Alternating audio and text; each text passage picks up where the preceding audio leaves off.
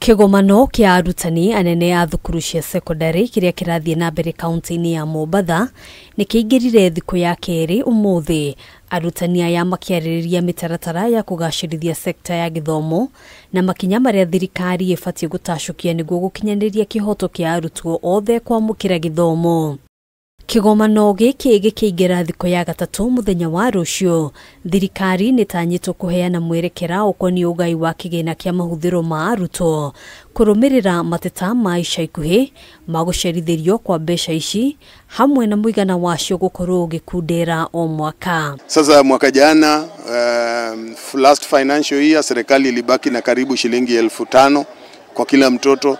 Mwaka huu vile vile wamebaki na karibu shilingi 5,000 hatujapata. Ndio tunauliza hizi 9,000 tutapata lini, kwa sababu zinafanya shule kuwa na malimbukizi ya madeni. To be very honest, we are facing a lot of challenges, and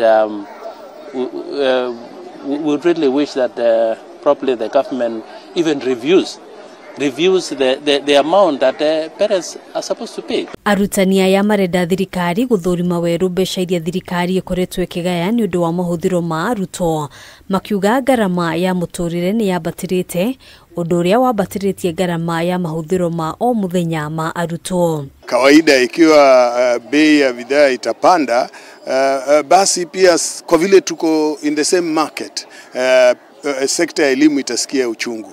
Na ndio kwa maana tunasema tuanze kujimudu, tuwe tayari both government and parents.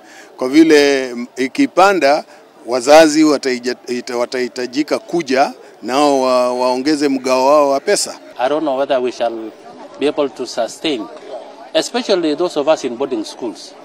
Honestly speaking, prices of commodities, foodstuffs, maize, industrial products like sugar and the like, they're just too costly. Hamwe na magi maria matanyitwo kwariririo kigomano-ini giki ni mehariria ma thukuru cia senior secondary niguo guteithiriria o thukuru gukurana uhoti wayo kwa dadura mathomo na ni mwerekera uriku o thukuru ifatie kuoya. Lazima tuanze kufanya mipango ya kujitayarisha kwa kuhakikisha ya kuwa shule zetu ziko tayari kuchukua zile pathways ambazo ziko kwenye senior secondary. Kwa vile unajua kuna pathways 3.